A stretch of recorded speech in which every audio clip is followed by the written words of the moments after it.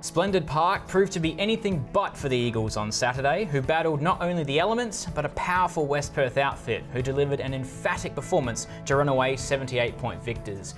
Welcome to this week's WAFL Show. I'm Jared, and joining us as always is Hamish Brayshaw. Welcome, mate. Jared, thanks for having me back. It was a tough game and tough weather conditions. What was it like? Yes, it was. Yeah, look, we got spanked in the end.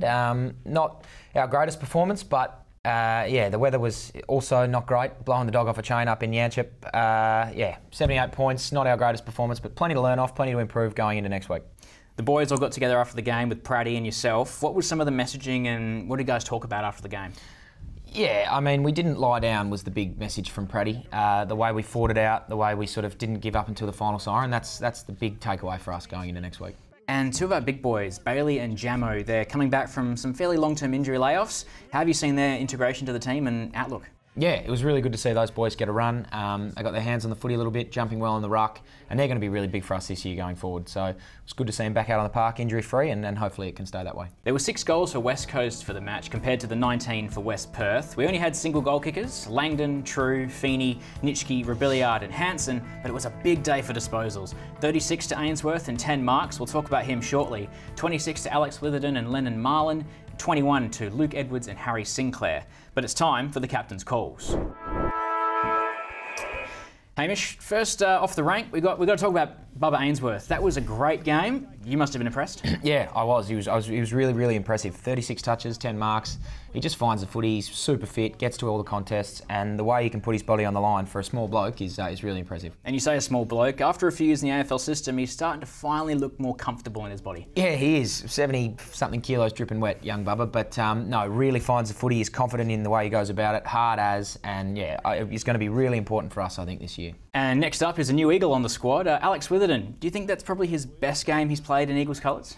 Yeah, I think so. 26 touches, a couple of marks and some tackles. I thought at one point I was going to kill him, threw him one of the great hospital handballs, and he got poleaxed. But he got up and had a really good game, rebounding for us off half-back and set up a lot of our play and was really damaging. It's good to see his development and potential inclusion with Shannon Hearn. We'll have to wait and see for team selection later in the week. And finally, Ethan Hansen. He's a WAFL Eagle. Didn't go crazy on the stats this week, but we've got a clip for you just over here. Did he mean to kick this goal, or was he a bit lucky with the wind?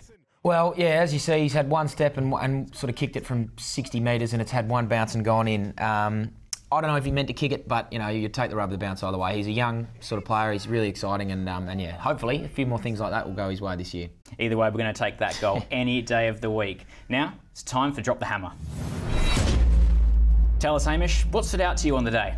Yeah, well, for us, I think, albeit a big loss, the fight that the boys showed was really impressive. The fact that we didn't quit until the final siren, the boys showed a lot of energy, a lot of effort, and that intent, if we can keep that for 2021, we'll be in really good stead. Did you catch Aaron Black's comments about the game on radio the other day?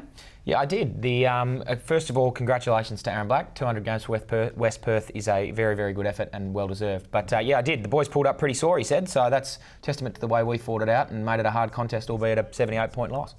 Well, we've got a chance this Saturday to make amends and get our first win against the Swans at Steel Blue Oval, who, you know, they've looked pretty dangerous. What do we have to worry about against that team? Yeah, the Lewis Jetta Cup this week. They've got some really quality players. Fisher won the Sandover last year. Tony Knott's a really good player, so they've got some quality blokes in their side. They move the footy really well. Pretty similar to West Perth in the way they actually move the ball, but we've got to be watching out for that on defence. But Steel Blue Oval out at Bassendean is the one ground the WAFL Eagles are yet to claim a victory at, so hopefully we can take a bit of turf this weekend. Fingers crossed for that one. And unfortunately, though, we're not going to be able to reunite with Lewis Jetta. Looks like he's done his calf. Yeah, he might have done his 400th calf for the last 10 years. But regardless of whether he's playing or not, I'm sure he'll be there at the Canberra on the field. So, no, it'll be interesting to see how he goes. But, yeah, no, good luck for us this weekend. Yes, and we'll see you all next week.